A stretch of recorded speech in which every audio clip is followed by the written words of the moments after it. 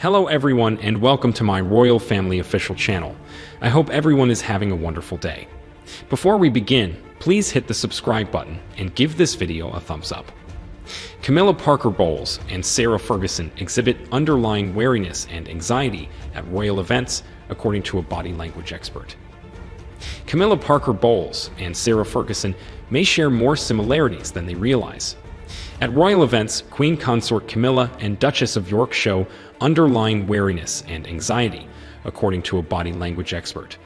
However, the origins of the timing of their body language signals differ. Body language expert Judy James told Express that after analyzing Ferguson and the Queen Consort's movements, she found that their signals put them at odds only on the surface. Fergie is a long-term fan of spontaneous, attention-seeking behavior, according to James, mother of Princesses Beatrice and Eugenie and ex-wife of Prince Andrew. This includes clumsier public moments, as well as wide-eyed kerning facial expressions, a rather country-style walk, and a wide-mouthed, wrinkled-nose infectious laugh that all seem to add up to make her appear an open book. Camilla, on the other hand, has caution turned into an art form, according to James, and barely moves in public without eye-checking her husband, King Charles III, and other people nearby. Whereas Fergie is a risk-taker when it comes to movement and poses, Camilla is a copier who prefers to get things right, James explained. In terms of what the royal ladies share, James observed signs of underlying wariness and anxiety in Camilla and Ferguson, despite the fact that they appear to have evolved at different times. Fergie's wariness and nerves developed after she left the firm and are now visible at royal events like her daughter's wedding, where she had Prince Philip's eyes bored into her back, James explained. Meanwhile, Camilla's nervous signals arrived at the firm with her. She, like Fergie, was a persona non grata in the eyes of Philip and other members of the royal family, and she, like Fergie, had to graft her way to where she is today. Both women appear to be fans of the stealth approach, the body language expert added, although while Camilla is now awaiting her coronation, Fergie is still grateful for an invite at Christmas. Furthermore, they may be more similar than they appear when they are not in the public eye. Not only that, but they both know what it feels like to be lurking on the outside of the firm with intense dislike from the top, and their social presence is similar. Camilla appears to surround herself with more controversial and outspoken personalities and celebrities, and Fergie would certainly fit the bill, James said, pointing out their rather earthy appeal and sense of loyalty.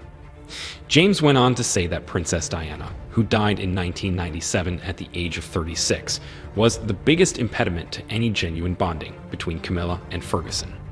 Fergie claims Diana as her best friend, which should make Camilla her adversary, said the body language expert. However, if Fergie does nail her flag to Diana's memory and act as her avenging angel, she will lose her most important, and possibly only, royal ally, Prince Harry. A quick about-face in order to survive and thrive at court would not be surprising behavior, she explained. Showbiz cheat sheet recognizes that circumstances and cultures can influence body language and is sensitive to people of all backgrounds. Should King Charles' coronation be attended by Prince Andrew?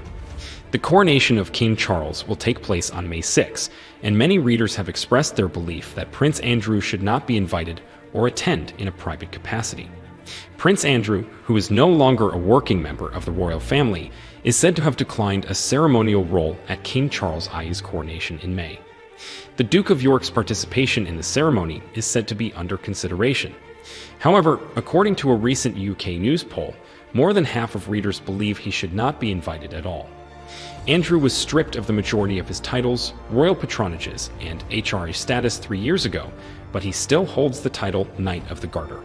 Despite this, the king believes that including his younger brother in the ceremony in an official capacity would be inappropriate, according to the Mail on Sunday. Garter Knights have traditionally played important roles in coronation ceremonies, with 4 chosen to surround Queen Elizabeth II's coronation chair during her anointing in 1953.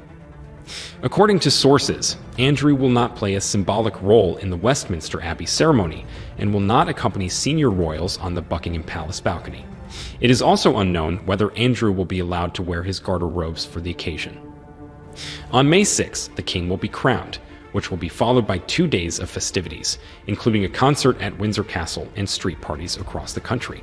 From 3 p.m. on Monday, January 23, to 4 p.m. on Tuesday, February 14, Express readers were asked, should Prince Andrew be invited to the coronation?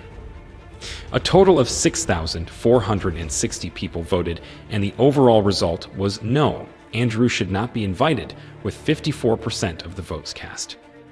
One user said he should be invited, while another 2% said they didn't know either way. Several comments were left below the accompanying article as readers discussed the Duke of York's role in the coronation.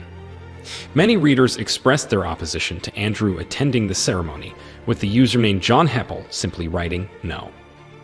No, Prince Andrew should not be invited, another said, adding, and I feel bad saying that given the fact he did serve in the armed forces. Others argued that Andrew, Prince Harry, and Meghan Markle should not attend. Keep Andrew and Sussex out, said user Zabun.